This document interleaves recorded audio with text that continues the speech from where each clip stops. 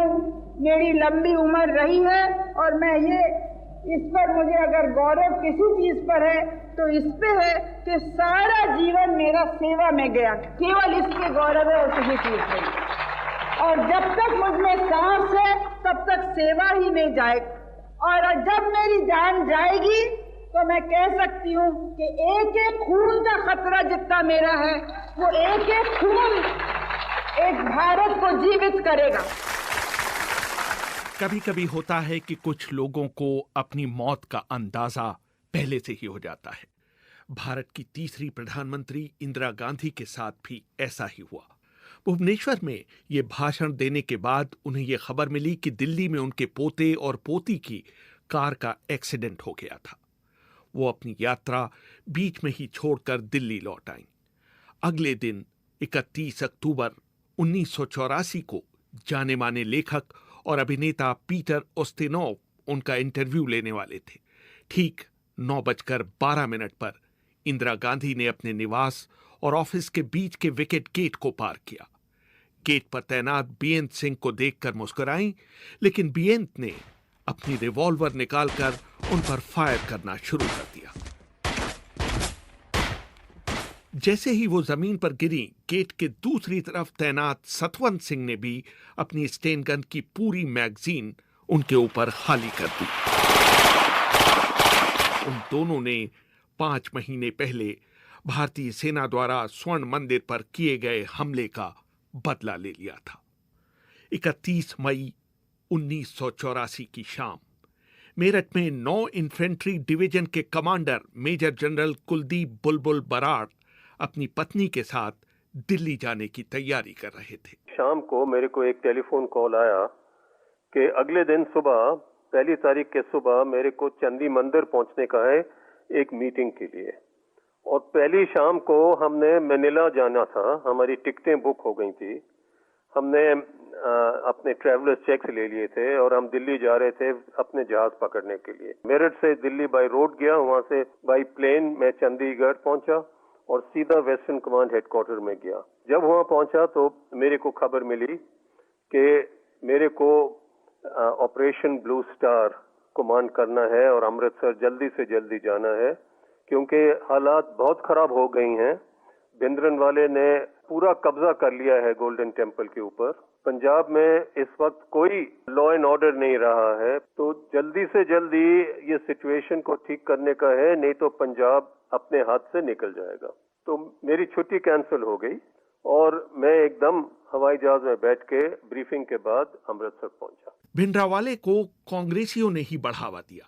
उनको बढ़ावा देने के पीछे मकसद ये था कि अकालियों के सामने सिखों की मांग उठाने वाले किसी ऐसे व्यक्ति को खड़ा किया जाए जो उनको मिलने वाले समर्थन में सेंध लगा सके। भिंडरावाले विवादास्पद मुद्दों पर भड़काऊ भाषण देने लगे और धीरे धीरे उन्होंने केंद्र सरकार को भी निशाना बनाना शुरू कर दिया। पंजाब में हिंसा की घटनाएं बढ़ने लगी।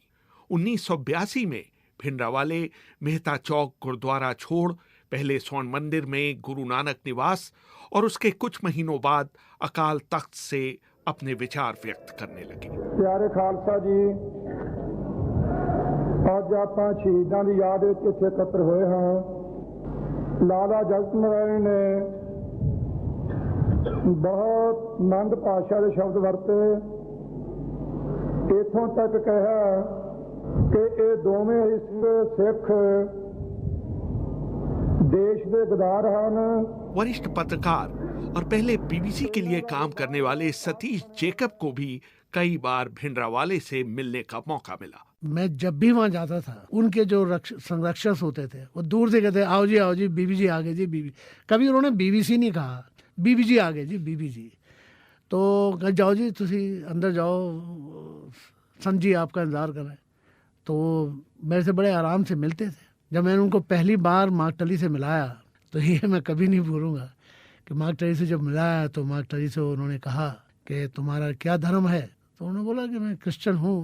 चला अच्छा, तो आप जीसस क्राइस्ट को मानते हैं? हाँ जी। तो भिंडरावाले ने उनसे कहा लेकिन जीसस क्राइस्ट की तो दाढ़ी थी, तुम्हारी दाढ़ी क्यों नहीं है? तो मार्कटली ने कहा कि खैर ठीक है, हम ऐसे ही ठीक है। तो कहने लगा नहीं, तुम्हें मालूम नहीं है, बगैर दाढ़ी के तुम औरत जैसा लगता है, तो बड़ा अजीब किस्म की ये गुफ्तगू थी। खैर मार्क टली तो बहुत अच्छे आदमी है, उन्होंने हंस के टाल दी सारी बात को। भिंद्रावाले से मेरी एक बार बहुत लंबी चौड़ी अकेले में बात हुई। हम दोनों सबसे ऊपर छत पे बैठे हुए थे जहाँ कोई नहीं जाता, बंदर ही बंदर घूम रहे थे। तो मैंने ऐसी बातों बातों में भिंद्रावाले से कहा, मैंने जो कुछ आप कर रहे हैं एक दिन ऐसा होगा कि आपके सामने कोई एक्शन होगा। तो उन्होंने मुझे बड़े सादगी से कहा कि अरे क्या एक्शन होगा, तुम्हें मालूम नहीं है। उन्होंने छत से मुझे इशारा करके देखा कि देखो वो देखो सामने खेत है, खेत नजर आए थे वहाँ से। कहते बस 7-8 किलोमीटर का रास्ता है, वहाँ पे बॉर्डर है और हम पीछे से निकल के आराम से बॉर्डर पार करके उधर चले जाएंगे और वहाँ से फिर हम छापामार युद्ध करेंगे। बड़े कॉन्फिडेंस से उन्होंने मुझे बताया और मुझे ये हैरानी थी कि ये शख्स मुझे ये सब कुछ बता रहा है और ट्रस्ट कर रहा है। उसने मुझसे ये भी नहीं कहा कि तुम इस बात को छापोगे नहीं। 4 जून 1984 को भिंडरावाले के लोगों की पोजीशंस का जायजा लेने के लिए एक अधिकारी को सादे कपड़ों में स्वर्ण मंदिर के अंदर भेजा गया। 5 जून की सुबह जनरल बराड ने ऑपरेशन में भाग लेने वाले सैनिकों को उनके ऑपरेशन के बारे में ब्रीफ किया। 5 तारीख के सुबह 4:30 बजे के करीब मैंने हर एक बटालियन के पास जाके कोई आधा घंटा उनके जवानों के साथ बात की। उनसे मैंने ये बताया कि हालात कितने खराब हो गए हैं और ये जो अपना स्वर्ग मंदिर है, हमको ये नहीं सोचना चाहिए कि हम किसी होली प्लेस के अंदर जाके उसको बर्बाद कर रहे हैं। नहीं, हम उसकी सफाई कर रहे हैं। उसमें खून बह चुका है और हम लोग बिल्कुल जितनी कैजुअलिटी कम हो सकते हैं उतना होना चाहिए। डैमेज नहीं होना चाहिए गोल्डन टेम्पल को। हमको ये नहीं सोचना है कि हम हिंदू हैं कि मुसलमान हैं कि सिख हैं। मैंने साथ ही उनसे ये भी कहा कि आप में से अगर कोई जवान इतना सोचता है कि मेरे को अंदर नहीं जाना है, कोई बात नहीं, आप खड़े हो जाओ और मैं आपके कमांडिंग ऑफिसर को कहूंगा कि आपको अंदर जाने की जरूरत नहीं है और आपके ऊपर कोई एक्शन नहीं लिया जाएगा। पहले बटालियन में मैं गया, कोई नहीं खड़ा हुआ। दूसरे में कोई नहीं खड़ा हुआ। तीसरे में कोई नहीं खड़ा हुआ। चौथी बटालियन में एक सिख ऑफिसर खड़े हो गया। मैंने कहा कोई बात नहीं बेटा, आपको अंदर जाने की जरूरत नहीं है। अगर आपके फीलिंग्स इतने स्ट्रांग हैं, आपके ऊपर कोई एक्शन नहीं लिया जाएगा। उसने कहा साहब आप मेरे को गलत समझ रहे हो,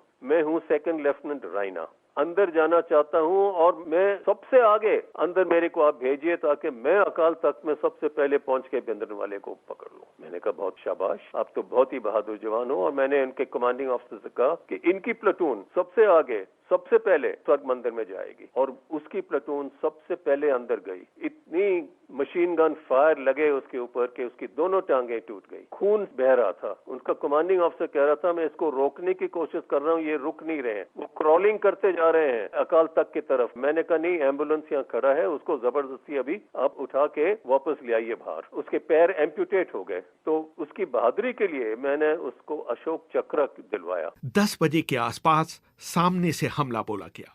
काली वर्दी पहने पहली बटालियन और पैराशूट रेजिमेंट के कमांडोज को निर्देश दिया गया कि वो परिक्रमा की तरफ बढ़ें, दाहिने मुड़ें और जितनी जल्दी संभव हो सरोवर के छोर तक पहुंचकर अकाल तख्त की ओर कदम बढ़ाएं।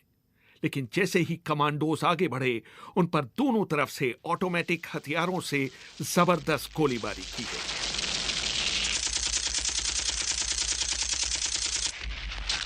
कुछ ही कमांडो इस जवाबी हमले में बच पाए। उनकी मदद करने आए लेफ्टिनेंट कर्नल इसरार रहीम खां के नेतृत्व में 10वीं बटालियन के गार्ड्स ने सीढ़ियों के दोनों ओर मशीन गन ठिकानों को निष्क्रिय किया, लेकिन उनके ऊपर सरोवर के दूसरी तरफ से जबरदस्त गोलीबारी होने लगी।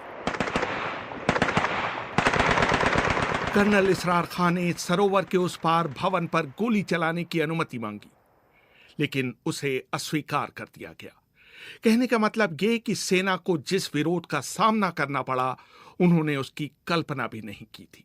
वो तो पहले ही 45 मिनट में पता लग गया था कि इनकी प्लानिंग और इनकी ताकत और इनकी जो वेपन्स हैं, इनकी जो फोर्टिफिकेशंस हैं, इतनी ज्यादा हैं कि ये आसान नहीं होगा काम। क्योंकि हम चाहते थे कि अकाल तख्त की तरफ कमांडो जाएं और हम लोग वो स्टन ग्रेनेड फेंकें अकाल तख्त के अंदर। स्टन ग्रेनेड का जो गैस होता है उससे आदमी मरता नहीं है, उसकी सिर दर्द हो जाती है, उसकी आंखों में पानी आ जाता है और वो ठीक से देख नहीं सकता है। तो उतने में हमारे जवान अंदर चले जाएं। लेकिन जब ये ग्रेनेड फेंकते थे तो कोई रास्ता ही नहीं था अंदर जाने का। हर एक खिड़की, हर एक दरवाजा के ऊपर सैंड बैग लगे हुए थे, तो ग्रेनेड दीवारों पे फटक के नीचे परिक्रमा पे आ रहे थे और हमारे जवानों के ऊपर ये स्टन ग्रेनेड आ रहे थे।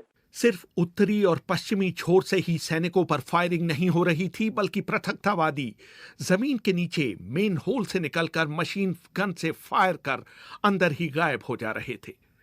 जब सैनिकों का बढ़ना रुक गया तो जनरल बराड़ ने आर्मर्ड पर्सनल कैरियर के इस्तेमाल करने का फैसला लिया। लेकिन जैसे ही एपीसी अकाल तख्त की तरफ बढ़ा, उसे चीन में बने रॉकेट लॉन्चर से उड़ा दिया गया। जिस तरह से चारों तरफ से चल रही गोलियों से भारतीय जवान धराशायी हो रहे थे, जनरल बराड़ को मजबूर होकर टैंकों की मांग करनी पड़ी। मैंने जनरल बराड़ से पूछा कि क्या टैंकों का इस्तेमाल पहले से आपकी योजना में था? नहीं, बिल्कुल शुरू में नहीं था। ये तो एकदम बुलाए गए जब देखा कि अकाल तख्त के नजदीक भी नहीं आदमी जा सकता है, सिपाही नहीं जा सकता है, तो हम लोग कैसे पहुंचेंगे अकाल तख्त में, क्योंकि सुबह हो जाएगी। और जैसे मैंने कहा आपको, एक दफा सुबह हो गई तो सैकड़ों में लोग आ जाएंगे चारों तरफ से और फौज के घेराव कर देंगे। तो टैंकों का इस्तेमाल सिर्फ उसलिए करना था कि उसकी जो लाइट है, जिनॉन बल्ब है या हेलोजन बल्ब है, वो बहुत पावरफुल बल्ब है और वो लाइट ऑन करे ताकि अकाल तख्त में जो लोग हैं उनकी आंखों में वो लाइट जाए और वो चंद एक सेकंड और मिनट के लिए देख ना पाए और उस टाइम में वो निशान ना ले सके और हमारे लोग नजदीक पहुंच जाए। लेकिन अफसोस ये था कि वो जो बल्ब्स हैं ये 20 सेकंड, 30 सेकंड, ज्यादा से ज्यादा 40 सेकंड रहते हैं, फिर फ्यूज हो जाते हैं। तो फ्यूज हो गया, टैंक को वापस ले गए, दूसरा टैंक ले आए, उसका लाइट ऑन किया। तो ये बेसिकली लाइट का इस्तेमाल के लिए हम टैंक ले गए थे। लेकिन जब कुछ भी सक्सेस नहीं हो रहा था ये लाइट्स के साथ, सुबह जब रोशनी होने लगी और देखा कि अभी अकाल तख्त अभी तक बहुत बुरी तरह लड़ रहा है, तो हुक्म दिया गया कि टैंक के जो सेकेंडरी आर्मामेंट है उसके साथ अकाल तख्त का जो ऊपर वाला हिस्सा है उसके ऊपर फायर किया जाए, ताकि जब वहाँ फायरिंग हो और कुछ ऊपर के पत्थर गिरे नीचे तो शायद लोग डर जाएं वहाँ पे और निकल आए बाहर। इसके बाद तो अकाल तख्त के लक्ष्य को किसी और सैनिक लक्ष्य की तरह ही माना गया। बाद में जब रिटायर्ड जनरल जगजीत सिंह अरोड़ा ने स्वर्ण मंदिर का दौरा किया तो उन्होंने पाया कि भारतीय टैंकों ने अकाल तख्त पर कम से कम 80 गोले बरसाए थे।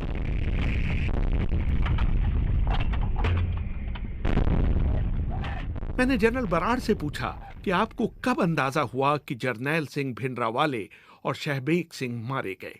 लोग बाहर निकले सफेद झंडी के साथ और एक बहुत जोर से रश आउट हुआ। कोई 30-40 लोग ने दौड़ लगाई वहां से बाहर निकलने के लिए। तो हमने कहा ये कुछ लगता है कि ऐसी बात हो गई है और फिर फायरिंग भी बंद हो गई थी सब। तो फिर हमने अपने जवानों से कहा भी अंदर जाके तलाशी लो और फिर उनकी मृत्यु का पता लगा। लेकिन अगले दिन कहानियां शुरू हो गई कि वो उस रात को निकल गए थे वहां से और पाकिस्तान पहुंच गए हैं और पाकिस्तान टीवी अनाउंस कर रही थी कि भिंडरावाले हमारे पास है और 30 जून को हम उनको टीवी के ऊपर दिखाएंगे। तो मेरे को HKL भगत जो इंफॉर्मेशन ब्रॉडकास्टिंग मिनिस्टर थे, मिस्टर रस गोत्रा फॉरेन सेक्रेटरी थे, उनके फोन आए कि आप तो बोल रहे हैं कि उनकी मृत्यु हो गई है, लेकिन पाकिस्तान तो बोल रहा है कि वो उनके यहाँ है और निकल गए हैं, एस्केप कर गए हैं। मैंने कहा देखिए जी, उनकी आइडेंटिफिकेशन हो गई है, उनकी बॉडी उनकी फैमिली को दे दी गई है, उनके जो फॉलोअर्स हैं उन्होंने आके उसके पैर छुए हैं। इस पूरे ऑपरेशन में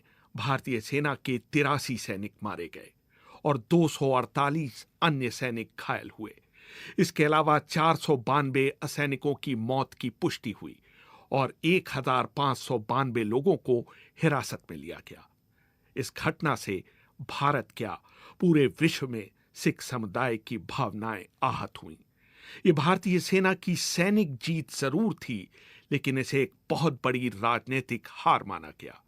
इसकी टाइमिंग, रणनीति और कार्यान्वयन पर कई सवाल उठाए गए और अंततः इंदिरा गांधी को इसकी कीमत अपनी जान देकर चुकानी पड़ी। सुर सुराही खंजर प्याला